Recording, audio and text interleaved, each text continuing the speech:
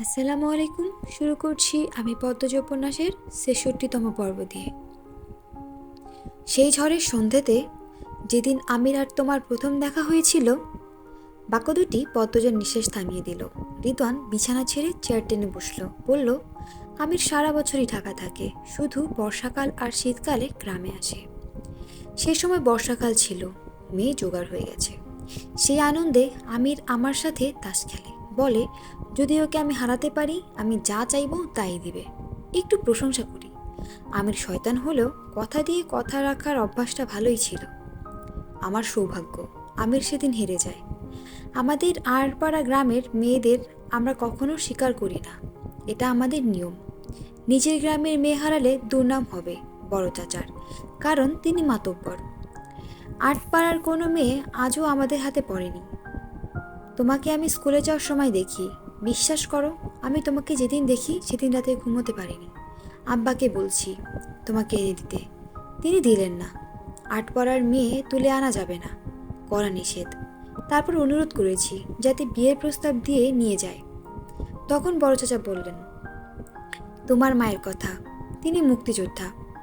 গ্রামের অনেকের কাছে শুনেছেন তোমার মা নাকি মেয়ে বিয়ে দিবেন না।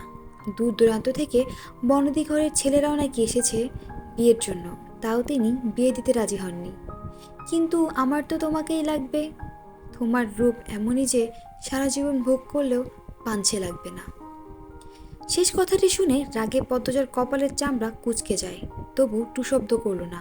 রিদন বলছে, আমার এই বাড়ির প্রতি, এই পাতাল ঘরের প্রতি লোভ অনেক আগে থেকে। তবুও আমি সেসবের কিছু না চেয়ে আমিরের কাছে তোমাকে চেয়েছি। কতটা পছন্দ করেছি ভাবো একবার। ভাবো পদ্মজা, একটু ভাবো। রিদন পদ্মজার দিকে কাতর চোখে তাকালো, তারপর চোখে মুখে ক্রোধ এনে বলল, কিন্তু কি হলো? নিজে পছন্দ করে ফেলল। আমির আমার জন্য তোমাকে তুলে আনতে গিয়েছিল। আমি জানতাম তোমার আম্মা বাড়িতে নেই, তাই এর পরের দিনই আমির তোমাদের বাড়িতে যায়। কথা দিয়েছিল এশার আজানের আগেই আমার কাছে তোমাকে পৌঁছে দিবে। রক্তের B3 ঘরে আমি অপেক্ষায় ছিলাম। মাঝরাত অবধি অপেক্ষা করেছি। তারপর অন্দরমহলে চলে যাই। গিয়ে শুনি আমির বড় চাচাকে হুমকি দিচ্ছে, তোমার সাথে বিয়ে না দিলে নাকি কাজ ছেড়ে দিবে। যদিও সবই জানি আমির কোনোদিন তার পেশা ছাড়বে না, তাও বড় চাচা আমিরকে অসন্তুষ্ট রাখতে চান না। তাই কথা দিলেন তোমার সাথেই বিয়ে হবে, যেভাবেই হোক। আমিরের সাথে আমার তর্ক হয়। আমাকে তখনই আদেশ দেওয়া হয় সৈয়দকে খুন করতে হবে।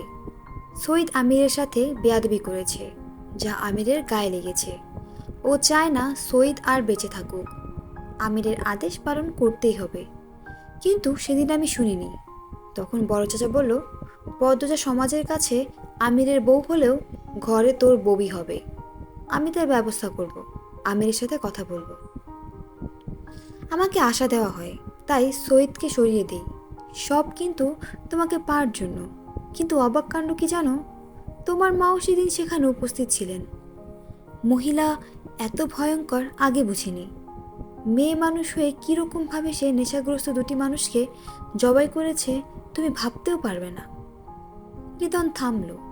সে অবাক চোখে পদ্মজার দিকে তাকিয়ে আছে। পদ্মজার কোনো ভাবান্তর হলো না, সে জানে এই ঘটনা, চিঠিতে পড়েছে।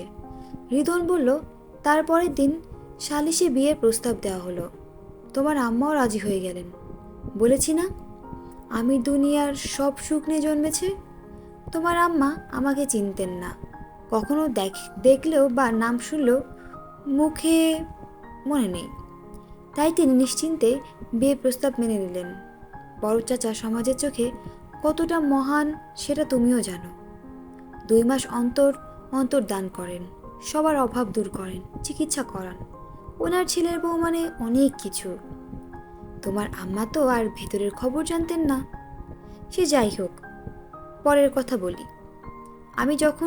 আমি যখন শুনল তোমার আম্মা দুটো খুন করেছে, ও চিন্তায় পড়ে যায়। আমি ধূর্তবাজ, চালাক, ও মানুষ চিনে। ও তাৎক্ষণিক বুঝে গেল তোমার আম্মা জটিল মানুষ, তাই আমাকে নিষেধ করলো বিয়ে বাড়িতে আমার মুখ না দেখাতে। চিনে গেলে সমস্যা হবে। আমিরের সাথে তাল মিলিয়ে বড় চাচাও নিষেধ করলো। আমি তো পদ্মজা মাঝপথে প্রশ্ন করলো, আপনি এই গ্রামের ছেলে? আর আম্মাও এই গ্রামের মেয়ে, বউ, তারপর আপনাকে চিনতেন না?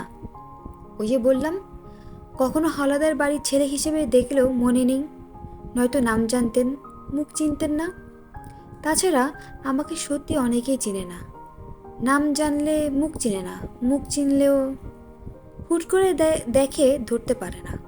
সবসময় এখানে থাকি, অন্তর্মহলে থাকি, রাতে বের হই, ট্রলারে থাকি। এটা খুব সহজ ব্যাপার।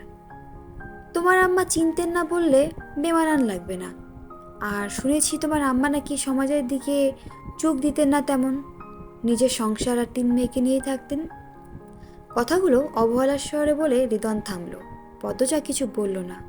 রিদওয়ান ভ্রুকুঞ্চন করে বলল, কোথায় যেন ছিলাম? পদ্মজা জবাব দিল না। রিদওয়ান মনে করার চেষ্টা করলো, মনে পড়তেই আবার বলা শুরু করলো। আমিরের কথা মতো সে হেমলতাকে মুখ দেখায়নি, যায়নি ও বাড়িতে। বিয়ের 2 দিন আগে মেয়েগুলোকে ঢাকা চালান করে দেওয়া হয়। সেখান থেকে আলমগীর আমিরের কথা মতো পাচার করে দেয় বিদেশে। মৃত মেয়েগুলোকে ফেলে দেওয়া হয় বড় বড় নদীতে। একটা মেয়ে রয়ে যায়। সে মেয়েটিকে পদ্মজা আর আমিরের বিয়ের আগের দিন রাতে হত্যা করা হয়। তারপর আমিরের কথা মতো হাবলু আর রিদওয়ান চলে আসে হাওড়ে। অন্তর্মহলে তখন আমিরের গায়ে হলুদের উৎসব চলছিল। হাওড়ে তখন তীব্র স্রোত, বাড়ি ফেরার তারাও ছিল। আর মেয়েটি অনেক দূরের, তাই হাবলু মেয়েটিকে নদীর শেষ মাথায় ও হাওরের শুরুতে ফেলে দেয়। তখনই খেয়াল করে দেখে আরেকটি নৌকা, যেখানে মোড়ল বাড়ির পরিবার ছিল। রিদওয়ান ট্রলারের ভিতরে ছিল। সে হাবলুকে তাড়া দেয় দ্রুত ট্রলার ঘোরাতে। তার পরের কাহিনী পদ্মজার জানা। পুরোটা শুনে পদ্মজা অবাক হয়ে যায়। সে হতভম্ব হয়ে প্রশ্ন করল, আর আর হানিফ মামার ব্যাপারটা? রিদওয়ান খুব বিরক্তি নিয়ে বলল, এসব ছোটোখাটো ব্যাপার, ওই শালা আমাদের সাথেরই লোক ছিল। তারপর আধিপত্য দেখানো শুরু করে, টাকা চায় অনেক, আমিরের উপর কথা বলা শুরু করে, হুমকি দেয়। তার চাহিদা বেড়ে যায়। অনেকদিন সহ্য করার পর একদম উপরে পাঠিয়ে দেয়। রিদওয়ান হাসল, যেন খুব মহৎ একখানা কাজ করে ফেলেছে। তারপর আবার বলল, প্রান্তর আব্বা আর আব্দুল, এদের নিয়েও প্রশ্ন করবে নাকি? এদের কথা জেনে তোমার লাভ নেই। দুজনেই সব জেনে ফেলার কারণেই মরেছে, সহজ হিসাব। প্রান্তর বাপ আমিরের হাতে, আব্দুল আমার হাতে, এসব বাদ দাও। আমরা আমিরের কথাতেই যাই। তোমাকে শুধু আমিরের গল্প শোনাবো। রিদওয়ানের কাছ থেকে কথাগুলো যেন কত স্বাভাবিক, যেন মশা মারার গল্প বলছে। পদ্মজা ভীষণ অবাক হচ্ছে। এই হলদার বাড়ির আঁচ তার গায়ে এত আগে থেকেই লেগেছিল। হানিফকে খুন করতে গিয়ে তার মা খালি হাতে ফিরে আসে। তার পরের দিন হানিফের লাশ পাওয়া যায়, অথচ তার মা খুন করেনি। প্রান্তর বাপ খুন হয়। প্রান্ত মুন্না থেকে প্রান্ত হয়ে ওঠে, তাদের ভাই হয়ে ওঠে। আমির শিকার করতে এসে তার প্রেমে পড়ে যায়। বিয়ে ঠিক হয়।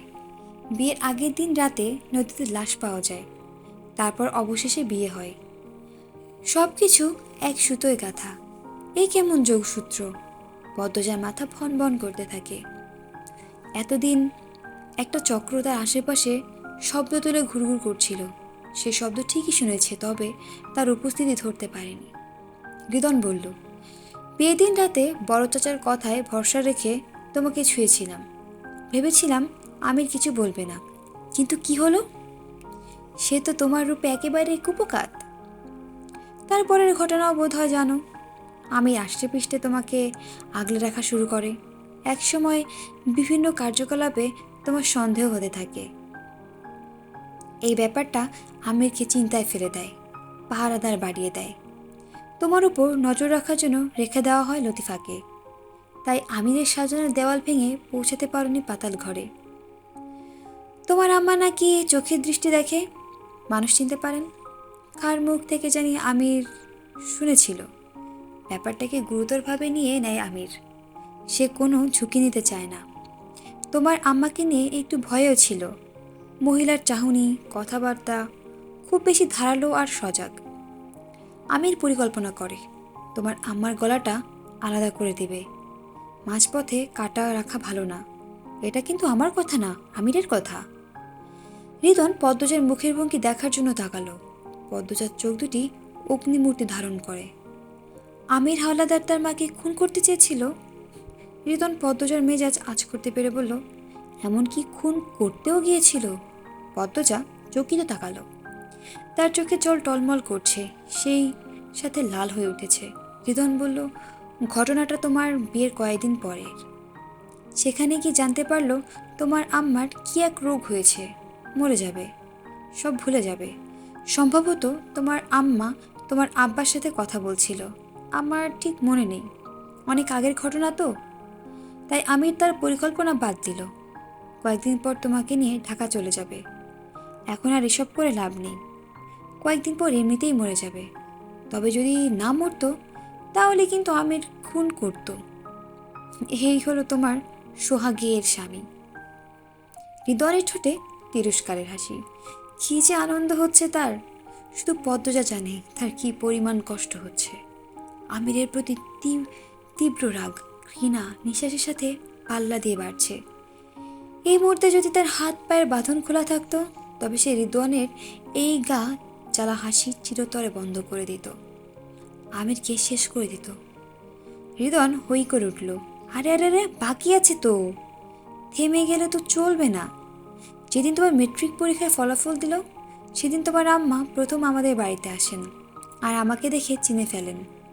বিচক্ষণ বুদ্ধিমতী মহিলার মস্তিষ্ক নাড়া দিয়ে ওঠে। তিনি তোমাকে নিয়ে ভয় পান বোধ হয়। আমি রাতে দ্বিতীয় তলায় হাঁটছিলাম রুম্পা ভাবির ঘরটা নজরে রাখার জন্য। ধীরে ধীরে হাঁটছিলাম, তাও সেই শব্দ তোমার মায়ের কানে চলে যায়। তিনি বেরিয়ে আসেন, আমাদের কথা হয়। উনি তোমার ভবিষ্যৎ নিয়ে ভেঙে পড়েন। মা হিসেবে এমনটাই হওয়ার কথা। শেষ রাতে আমি ছাদে ছিলাম।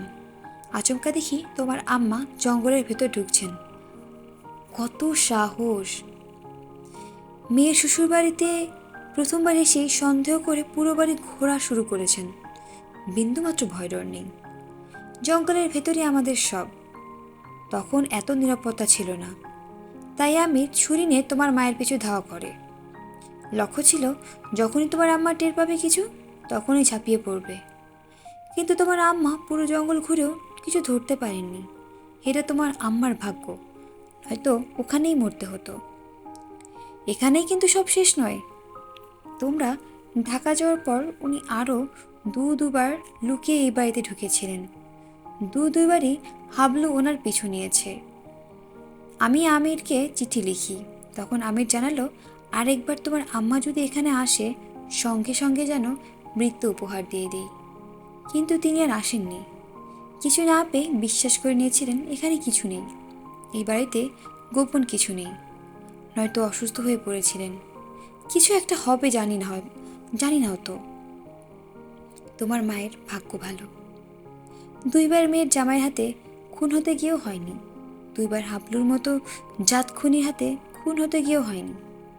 ওনার মৃত্যুটাই লেখা ছিল রোগে। সে যাই হোক, দেখো, আমি জানতো তোমার মা তোমার কতটা প্রিয়, তবুও কিন্তু নিজের স্বার্থ দেখেছে, তোমার মাকে খুন করতে চেয়েছে। এমন মানুষকে তুমি ভালোবেসেছ, রাগ হচ্ছে না ভেবে? পদ্মজা নির্বাক, বাকহারা। তার ভেতরে বিন্দুমাত্র ভালোবাসার অনুভূতি যেন নেই। রিদন আবার বলতে শুরু করলো, আমি তোমার মায়ের মৃত্যুবার্ষিকী আর বোনের বিয়ের জন্য এখানে আসিনি। তুমি ভেবেছ সব কাজকর্ম ফেলে শুধু তোমার মন রাখতে এসেছে। এটা মিথ্যা। ও এখানে এসেছে বিপদে পড়ে। কুয়েত থেকে বড় অঙ্কের একটা অগ্রিম টাকা নিয়েছে 6 মাস আগে। বিনিময়ে 30টা মেয়ে দিতে হবে। মেয়েগুলোর গায়ে একটু দাগ থাকতে পারবে না। মেয়ে দেওয়ার কথা ছিল 1 মাসের আগেই। আমরা অনেক চেষ্টা করেছি, পারিনি। সব মানুষ চালাক হয়ে গেছে। এমন কখনো হয়নি। এইবার সব উলটপালট হয়ে গেছে। আমিরের উপর চাপ আসতে থাকে। ও টাকাগুলো খরচ করে ফেলেছে। কি করেছে কে জানে। কুয়েত থেকে হুমকি এসেছে, আরও 1 মাসের মধ্যে 30টা মেয়ে দিতে না পারলে আমাদের সম্পর্কে সব প্রমাণ বাংলাদেশ পুলিশ ঐক্যতে পাঠাবে, যেগুলো যেভাবেই হোক আমাদের ধ্বংস করবে। ওরা খুব ক্ষমতাশালী, বিশ্বের অনেক উন্নত দেশের সাথে তাদের চক্র সামিল আছে। আমরা সবাই এখন একটা ঝড়ে আছি, বিশেষ করে আমির আর ওর বাপ। তাই আমির এখানে এসেছে। 1 মাস শেষ হওয়ার আর 12 দিন বাকি। মেয়ে পাচার করতে হবে 8 দিন পরই। মেয়ে জোগাড় হয়েছে 9 জন। যেভাবেই হোক আমাদের 21টা মেয়ে লাগবেই। তাই এখন খুব চাপ। আর মারার উপর খড়ারগা হিসেবে উপস্থিত তুমি। রিদওয়ান শব্দ করে হাসলো, তার হাসি যেন থামছেই না।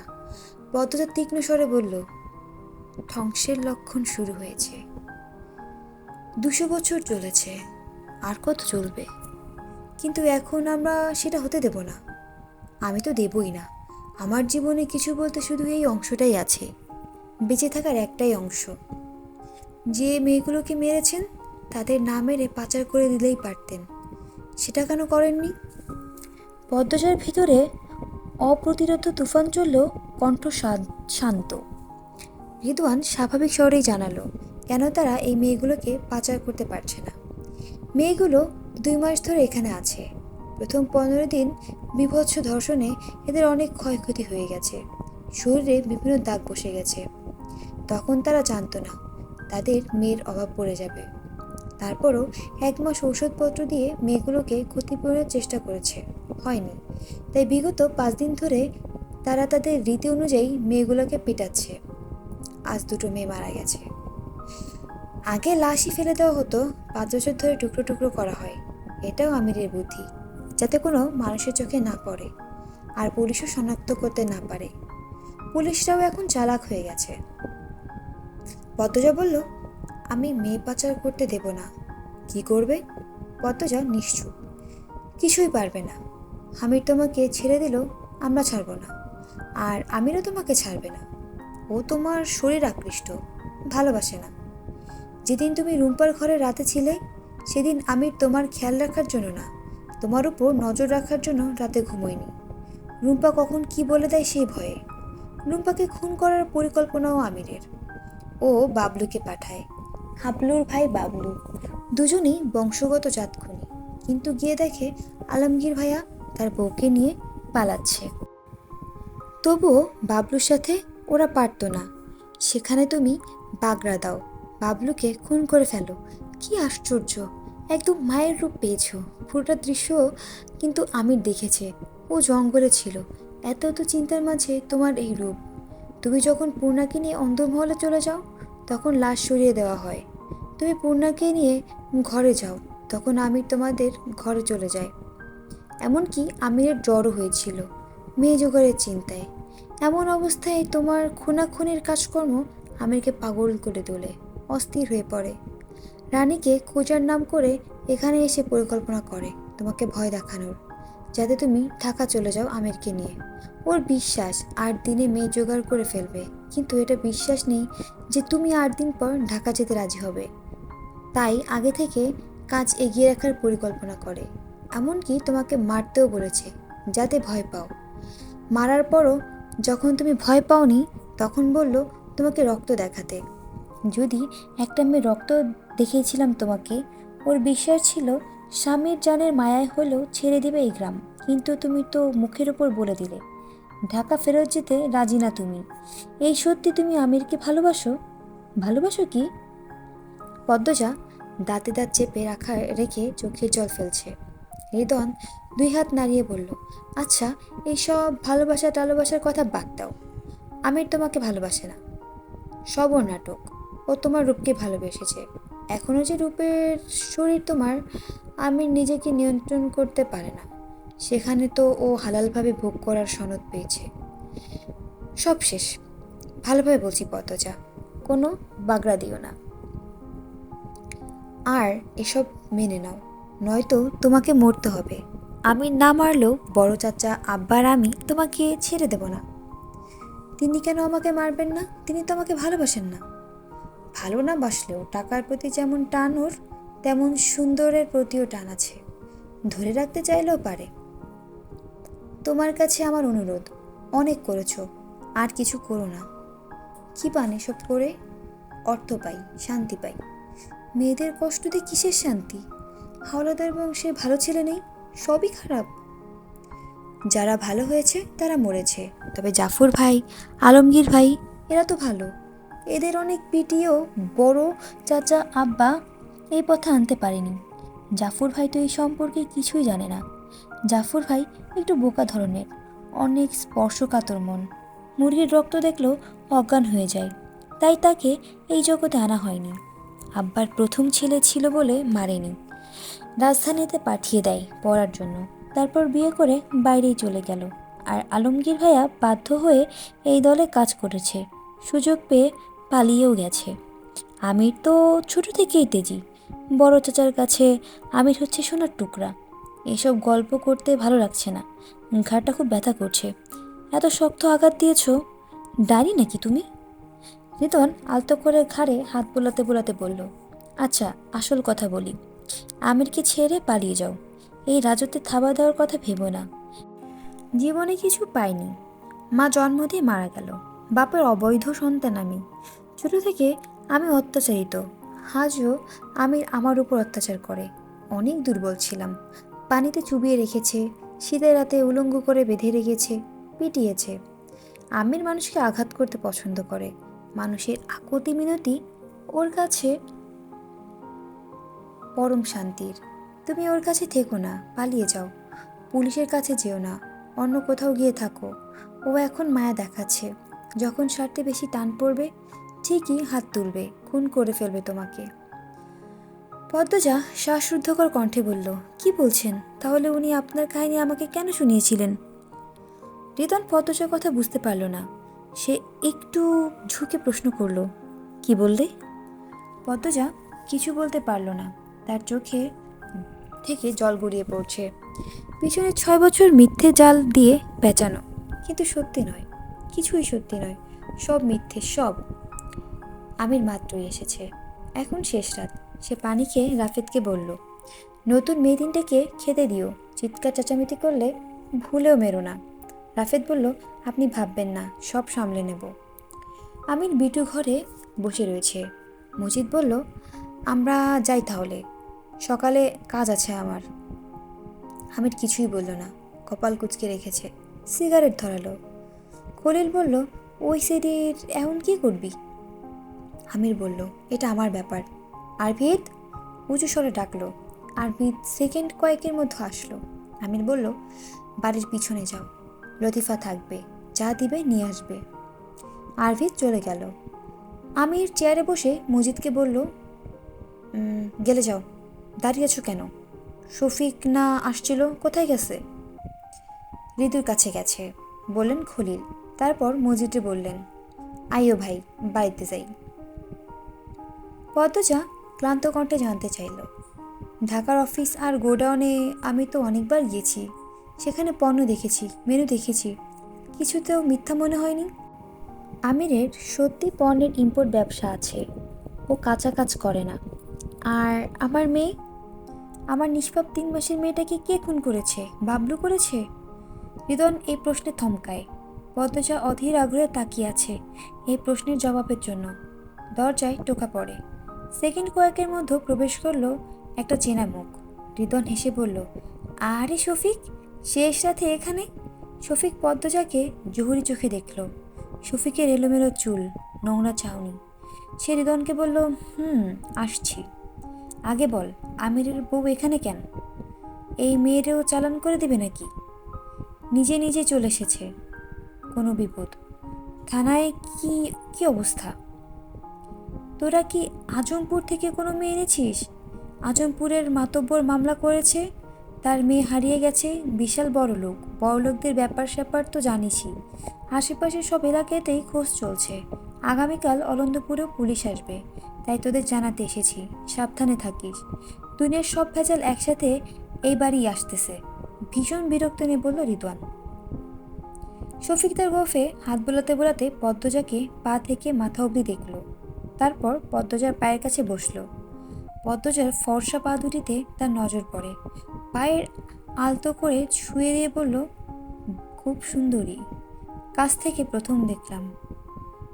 মেরেই তো দিবে নাকি? শফিকের ছোঁয়া যেন পদ্মজার গায়ে আগুন লাগিয়ে দিল। সে হুঙ্কার ছাড়ল, একদম ছোঁয়ার চেষ্টা করবেন না, দূরে সরুন। শফিক অবাক হয়ে রিদনকে বলল, আরে এর তো তেজ অনেক, আমি সামলাই কেমনে? রিদন ঠোঁট কামড়ে হাসি আটকে রেখেছে। তার সাহস হচ্ছে না পদ্মজাকে ছোঁয়ার।